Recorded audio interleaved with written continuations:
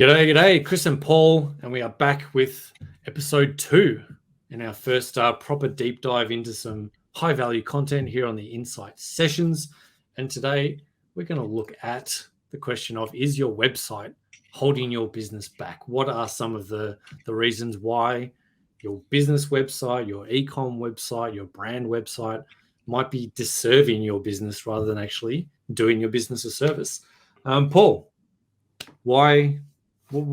what is it about websites? I know we're going to go deep into this, but what is it about websites that, you think in 2022, everyone's got an amazing website. We were building websites 20 years ago on way different platforms. 20 years later, people still aren't getting their websites right. And obviously a lot's changed. What you need to have on a website, expectations around design and UX and all that stuff has changed. Let's get into this. What are some of the big reasons? What messes people's websites up and stops them from delivering business ROI and business results for people? Yeah, I think before we jump into like that level as well, it's worth noting that the amount of people we come across every day in our Facebook group. So we run a Shopify Facebook group with like 9,500 members and a business owner community with like, is it 16,000 or something now, plus our Insiteful circle, which has like another 100 people in that as well. And thankfully there's none in that group with terrible websites. But in the other communities, I see people in there, and this is the point that I really want to like get stuck into, is I see people in there all day long, and they're posting like once a week, like, hey, I'm getting no sales and I'm not making any, no one's opting into our email marketing platform. And, not much is happening. The phone's not ringing. We're not getting emails. And they post the same thing month after month after month after month, some year after year after year after year. And I'll message them and I'll be like, let's take a look at your site. And they'll have this site that is got like, it's just full of just no design concept whatsoever, no usability from an end user's point of view. It's not a great experience. And I'll ask them and I'll be like, what's the go? And they're like, I've just been having a crack at this myself for the last 47 years. And I'm a persistent entrepreneur and I'm going to keep going and I'm going to make it work. And I know that eventually it's going to happen. And it's one day I'll crack it. I'll figure it out myself.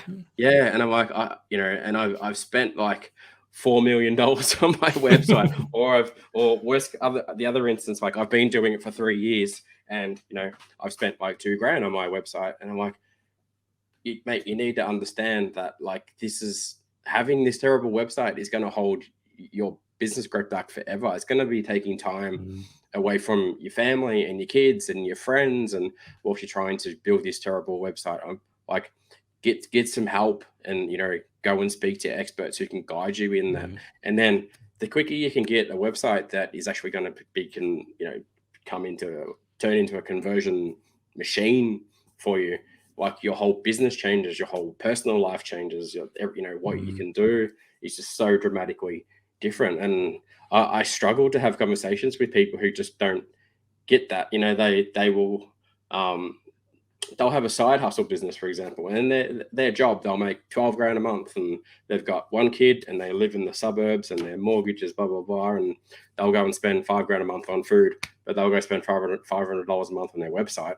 And they're like, you're not going to move forward like by not doing this properly. Like, if you were to just, you start your business the first like 4 to 6 months, if you don't have your website nailed after the first 4 to 6 months, you're doing something really, really wrong. Like, I wouldn't like join these communities, go in there and, ask people for like, you can get free audits and stuff on your website where people will openly go, hey, I've landed on your website, dude. And you've got your banner takes up half the page. You've got like a size 400 font. There's a video that's 95 meg that loads and your site is really slow. So slowness is a real doesn't work on mobile. Doesn't work on mobile, like even stuff like that. I talk to so many people and I'm like, I want to have $1 million business. I'm like, that's an awesome goal. And I'm like, dude, your website loads in 9 seconds. I'm like, yeah, well, I pay $7 a month for hosting. I'm like, you realize if you paid $22 a month for hosting, it'll load in a second. And they're like, yeah, but it's a bit expensive. I'm like, dude, again, like you're taking, What's this is what what's the cost? yeah, what's the opportunity cost? I really want to push that in this insight session, is that, like none of this stuff costs a lot of money, but it costs a lot of time. Like people really need to, switch the flip on the way they're thinking, and kind Switch of flip the switch. yeah, flip the switch. That's what I'm thinking. Sorry, I've got COVID. Just for our audience, I've got COVID at the moment. I've got a bit of brain fog, but you see where I'm going with this stuff. And again, I'm not saying this so I can sell you a website. I want you to realize that if you don't have the skills to build a site that's going to convert for you and actually make sales, and I say this as well from love, like, nail that component before you go run Facebook ads and you run Google ads and you run SEO and you're doing email campaigns. Like, like, don't get me wrong, terrible websites can convert when you've got thousands and thousands and thousands of visitors coming to your site. But yeah, a percentage is still going to go through. Yeah, but first off, you want to get, like, if you've got 100 people coming to your site, you want to convert like 5 to 10 of those people. Like, that's a good conversion rate. Am I making sense so far with what I'm saying? Yeah. So I think like a major piece, and this is exactly what I was going to say, this idea of lost opportunity cost is something that, as you're saying, people don't recognize it. It's how I'm trying to figure it out myself. I'm watching YouTube, I'm doing tutorials, I'm trying to hack WordPress, I'm trying to figure out I can't resize my images, so I spend an hour figuring out how to do it. I try and hack some HTML and it breaks the whole thing, and I have a meltdown, and I've got to, all of that psychologically is messing with you, but also just in your time as a business owner, there's stuff that you should be focusing on that's not trying to figure out how to build your website. That opportunity cost, it could be thousands, if not tens of thousands, if not millions of dollars in the 10 hours that you spend trying to fix your website. Pay someone else $5,000, right? Or less. And $5,000 or less, $2,000, $3,000, get it up, spend some money, and buy back that time, right? Because money can buy back time, but that opportunity cost for certain types of entrepreneurs and businesses, you're much better spending your time in the stuff that you do great and hiring somebody else to do the stuff that you don't, because that opportunity cost over time builds up, and it can, as you're saying, it can really just decimate your business from the get-go, because you're wasting time, you're wasting attention and energy and all these critical factors on stuff that's just going to kind of piss you off and annoy you because you're not great at it, rather than I could spend an hour a day on my website, or I could spend an hour a day on lead generation or nurturing my customers. Which do you think over time is going to build you a better business, right? Yeah, like even if we were to niche down, so to speak, everyone gets super excited about niching down. If we talked about Shopify people, for example, because we'll throw this video in the Shopify community, we'll talk to them. But and I can speak from this because I've got so much experience in running e-com businesses, and I've spent millions of dollars on my own e-commerce platforms. But it's so easy these days to chuck a couple of grand into a Shopify site, and inside of like 2-3 months, you'll be doing like 50K, 100K a month as well. So I know a lot of people come into the space and they wonder, but I don't have any money. I've just bought all the product, and I've just bought a warehouse, and I've just bought a friggin' whatever else you friggin' run to buy, But I'm like, there's two most important things when you start like an e-com business, for example, is is the user experience of your site, the product, customer service, and probably the shipping as well. Give them a good experience, give them the product fast, and make them come back again. They're going to come back to a shitty website if they've, if they've had a terrible experience. You don't go to Amazon because it's a bad experience. You don't go to Catch of the Day or Kogan, or we've got tons of clients that are small that are doing like 20, 30, 40 grand a month in revenue, but they still have a nice experience, and these people, like, I can speak to one person who's one lovely lady that runs a toy business that's in our Shopify group. She knows enough, and she knows when to stop, and then she knows when to seek an expert to do it. And exactly what you said, she's buying time. So she's like, all right, I'll pay this person $50 an hour, and it'll take him 5 hours to do whatever. During that 5 hours, I'm going to work extra hard. I'm going to make like another $200 an hour.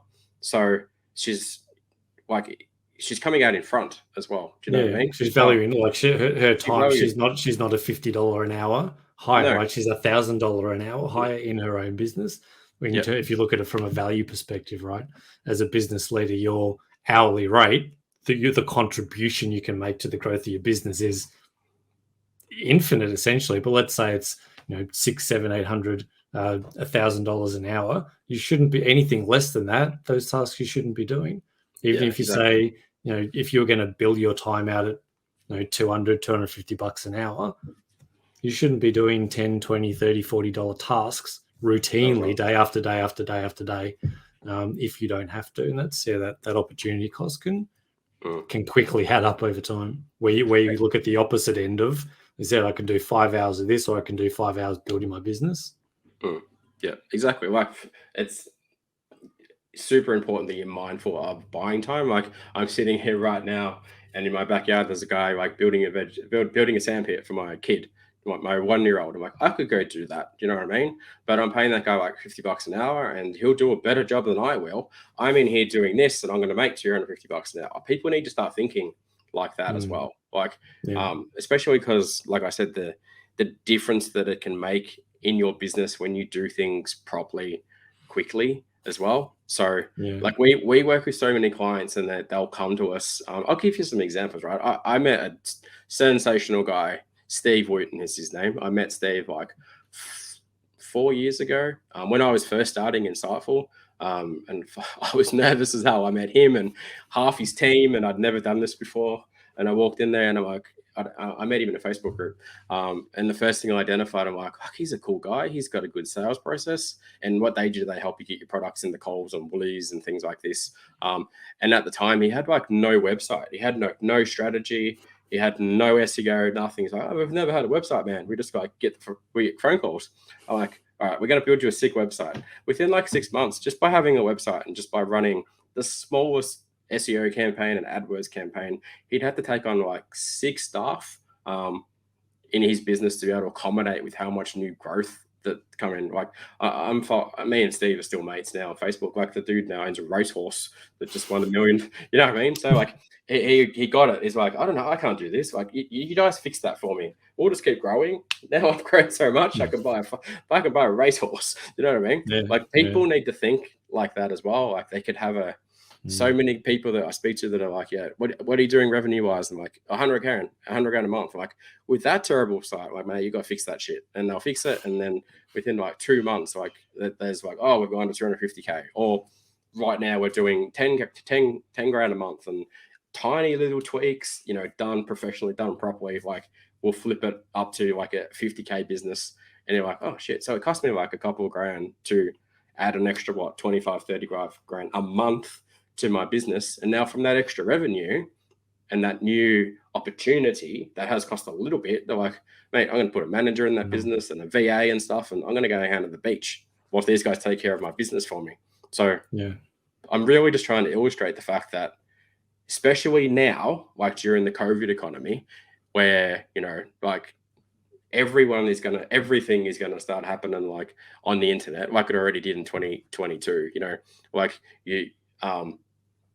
telehealth and things like this, and whatever you're going to get done, it's all going to be done online now. Online shopping, online ordering, online whatever. A law firm, an accounting firm, like, again, like, I'm going to poke you to accountants. They are the worst. Like, accountants will, an average billable retainer for a client is like, what, $6 grand a year or something, and they'll spend $5 on their website, and like, what are you doing? Like, it just makes no sense to me why they don't understand it. Like, so I don't know if I'm making sense, but I hope people are kind of, getting my point about do these pieces of the puzzle very well before you do all the other stuff. Like, I know there's a lot of people out there that are like, have, various attention kind of issues, and they get bored easy and blah, blah, blah. And they're like, I've got to do 600 different things in my business all at once to make it work. I'm like, no, you don't. You fix this piece and this piece and this piece. And then when they're fixed, then you go to the next couple of things. Don't try and stuff around with a million things at once. Does that make sense? Yeah. I mean, I think as human beings, as a generality, we can have a tendency to overcomplicate things because it feels like progress. A lot of the times, as you're saying, when we're doing lots of things and doing all of the stuff, it can feel like progress, but You're doing really it's nothing. just you're busy, right? You're creating busyness and not a business, right? Mm. You're doing stuff, but you're not actually being very effective. um, Another way to That- look at it is you're focusing on the wrong side of the equation, right? If you what you want in your business is for your business to grow, that's the thing that you should focus on. So how do you grow your business? What are the triggers that are going to grow your business rather than focusing on if that's the output, right? A lot of us focus on the input side and go, right, let's just jam a whole lot of inputs in and do a whole lot of stuff. And that's going to create some sort of a result in my business rather than engineering what they're doing every day for that output and going, mm. right, what are the 2 or 3 things that if I did those every single day in my business would grow. Great. I know these are the 3 to 5 tasks that me as the leader can do the best. And I'm going to do those every day. And I'm going to back hire other people to do everything else. Obviously, as I can afford to, as I can Yeah. scale. When we're starting out, we wear all the hats and we do all of the things. But as you monetize, as you get cash flowing through the business, as you grow your business, the more you can delegate and the more you can get focused on the things that are going to, the triggers, the levers that are push your business forward. Whether, as you're saying, whether that is, it's probably going to be something like sales, customer service, user experience, those product sourcing if you're doing e-com, building better products, building better systems. That's the stuff as a leader that you want to focus on, building teams.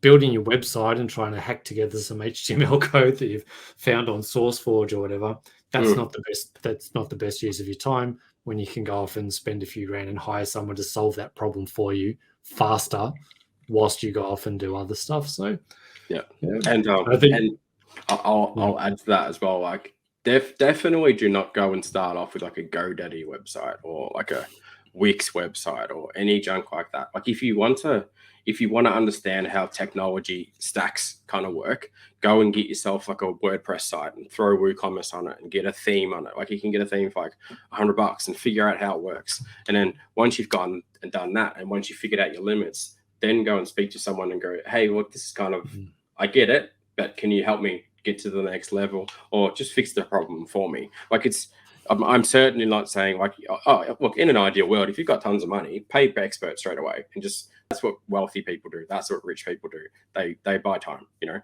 if you're a startup and you've got no cash, figure it out a bit yourself and then do the next bit. Like I said, go and invest into, the right person, the right company, whatever you need to do.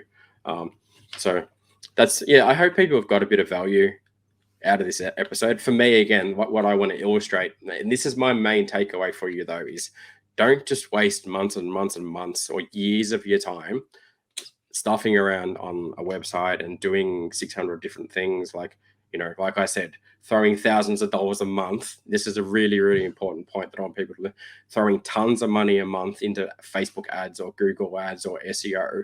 And then when people finally get to your website, they never convert. Like, get the site converting, get a good experience, ask your mates, hey, would you buy from me? Is it actually a nice experience?